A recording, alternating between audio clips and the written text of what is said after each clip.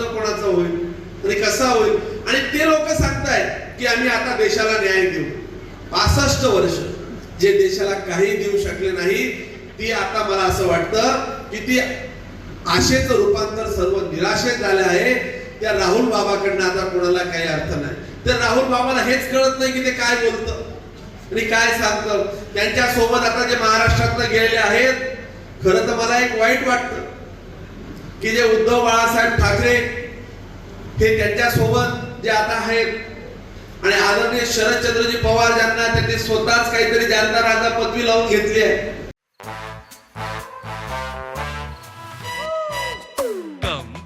Come, my love, please don't say no, baby. Come, my love. V-Guard के air coolers extra large cooling pads के साथ जो अच्छों को ठंडा करे. V-Guard air coolers, long lasting cooling. या लोकांचं दुर्दैव आहे. या लोकांनी या राज्याचं नुकसान केलं. भावांनो, यांना तुमच्या माझ्यासाठी काही करायचं नाही. उद्धव साहेबांना त्यांच्या आदूची काळजी आहे आणि आपल्या मोदी साहेबांना तुमची सगळ्यांची काळजी आहे. त्या शरद पवार साहेबांना ते आपल्या सुप्रियाताईची काळजी आहे आणि माझ्या मोदी साहेबांना माझ्या ह्या भगिनींची काळजी आहे. तुम्ही हा विचार करा. त्याच्यामुळे यांना जाता जाता एकच करायचं आहे. पवार साहेबांना माहिती आहे की माझं वय 82 झालंय. परमेश्वर तर त्यांना 100 वर्ष आयुष्य देऊ.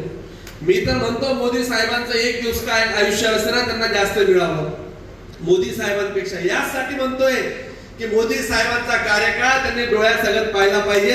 कारण जे स्वप्न मी पाहिलं होतं या देशाचा पंतप्रधान व्हायचं, ते मी कधीही पूर्ण करू शकलो नाही. पण या मोदी साहेबांनी या देशाला काय दिलं हे पाहण्यासाठी राजकीय विरोधक पवार साहेब जिवंत असले पाहिजे. मी तर परमेश्वराला प्रार्थना करतो की परमेश्वरा पवार साहेबांना उदंड आयुष्य दे, त्यांना पाहू दे की भारतीय जनता पार्टीचा आमचा हा पंतप्रधान देशाला आज काय देतो.